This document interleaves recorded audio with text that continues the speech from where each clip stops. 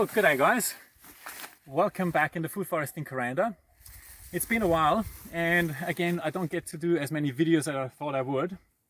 But today I thought I'll take the opportunity and talk a bit about my first crop, which is the bananas.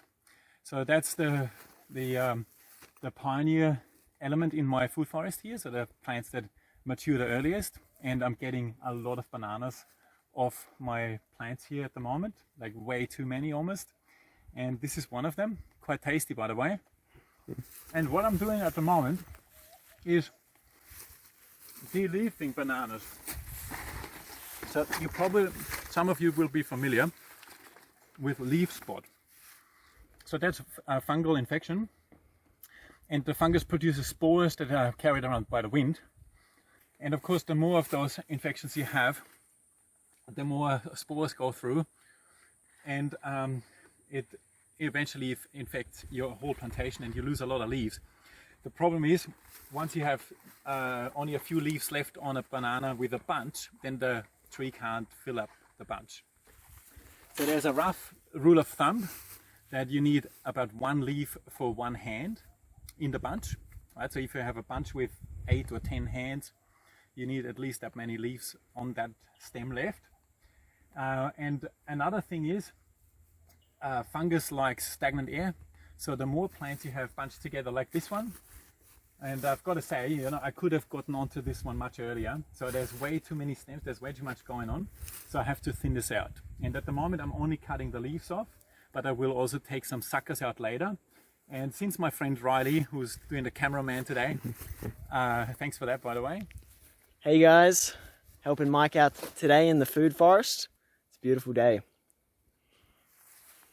Okay, where were we? So basically we're going to talk about banana maintenance, and the most important things is to reduce the disease pressure with those leaf spots. There's many different ones. I'm not even talking about Panama disease and other ones today. It's just leaf spot, which is not as dramatic. And so what we're going to do now, we're going to do a little walk through the forest here, and we're going to end up at a plant that also needs desuckering, and I'm going to show you how to desucker a banana. Okay, so just follow me through here.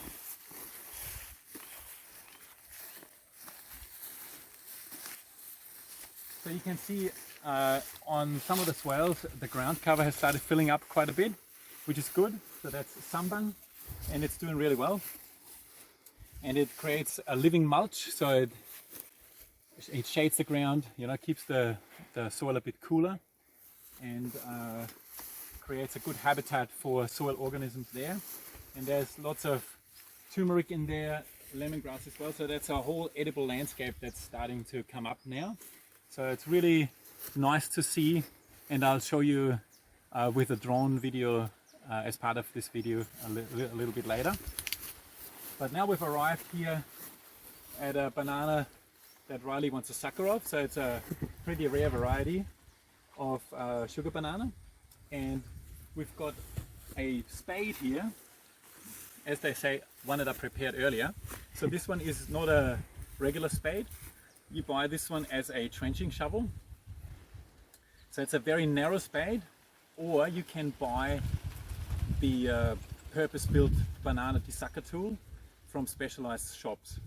So I just bought this one because it's cheap and it does the job as well. Just be mindful that these ones have a fiberglass handle, so you can't put too much force on them. So you can't lever the plants out, otherwise you might break the handle. So I'm gonna eat that banana later. Now, first thing I'm gonna do, we're gonna desucker this plant here. So I'm gonna select, we're gonna take this plant out because Riley wants to plant that in his food forest. If I was just gonna thin out suckers, I would just take out whichever ones I don't want.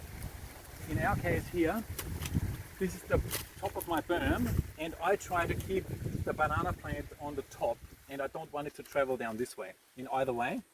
So I'm thinning out the suckers that start to travel away, and you can also see there's quite a distance here. This one was the previous bunch, that's the grandmother here. and the daughters are there. So the corm is traveling that way, and this guy here is a bit of a stray banana here. So that's why I want that out. And you can see that this plant here has very narrow leaves. So in fact, the first leaf is a really thin one. And even these ones, they're lance-shaped, so they call them spear suckers or sword suckers. And they are the preferred suckers to take to start a new clump. So this is exactly what we need for Riley for his project. And now I've got, I'm gonna chop this off now, because we're gonna take a lot of root mass off this plant. And that's with any plant, as soon as you take root mass away, you have to also reduce leaf mass, otherwise the plant dries itself out. Right? That's a really important thing to do with anything you propagate, that plants that have leaves, they try to suck water no matter what. And as soon as you reduce a lot of roots, then the remaining leaves will try to suck water where there's no roots supplying that water. So we've cut the top off, and the banana will reshoot through the center and come back again. And tell you what, it's so quick that this plant, by the end of today, it'll probably have a centimeter sticking out there. It'll already push the center out a centimeter. So that's number one. And now the second part, and we might have to get the camera a little bit closer here now. So you see the plant comes out of here, and what's a common mistake is to spade right down here, but then you're gonna not get all the rhizome with it.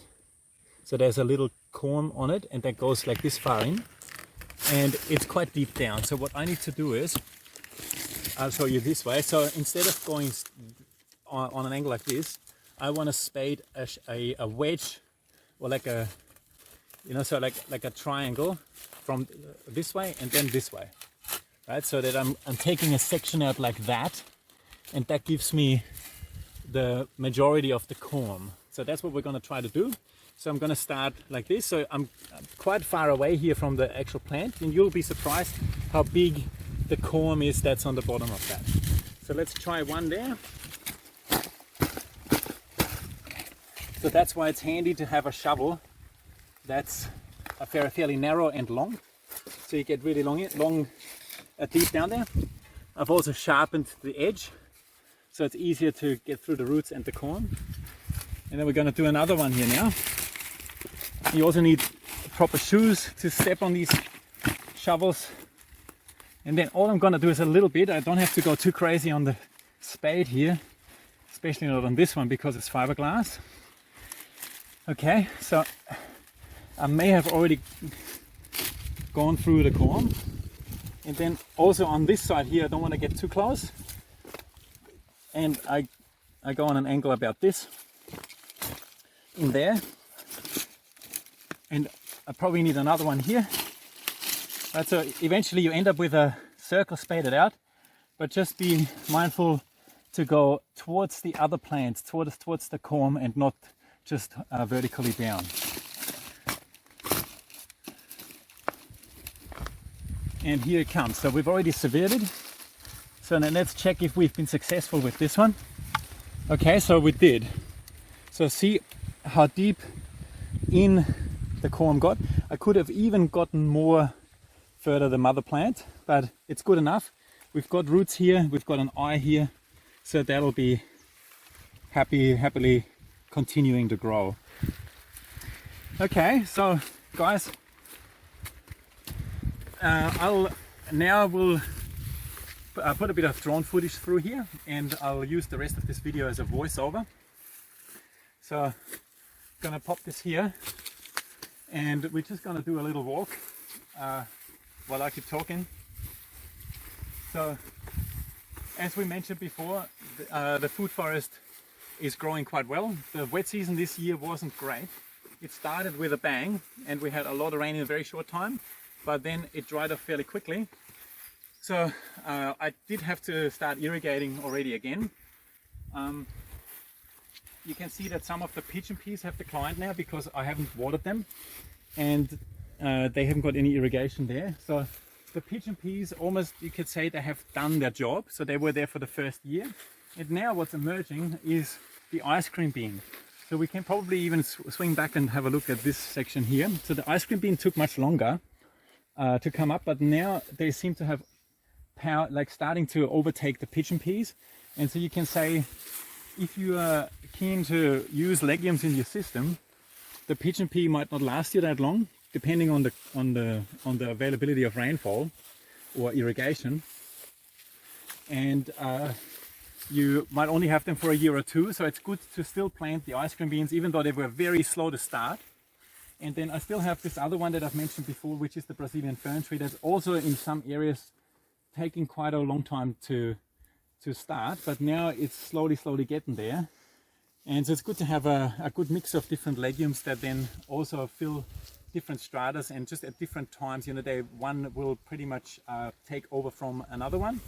And of course all of these ones will get chopped and then dropped onto the crop rows. And we're now at a stage where I can finally grow enough material in situ so I don't have to cart stuff in from elsewhere. And that's become a real game changer because it was quite labor intensive. So now all I have to do is chop and drop stuff where it grows. And that's of course the legumes, but also the bananas, which are at the topic of today's episode. They produce a huge amount of biomass in form of the leaves that I chop when they have too much leaf spot, or the spent stems when I harvest a bunch. And that's now been happening, so the berms get a huge amount of biomass that'll all turn into organic matter in the soil.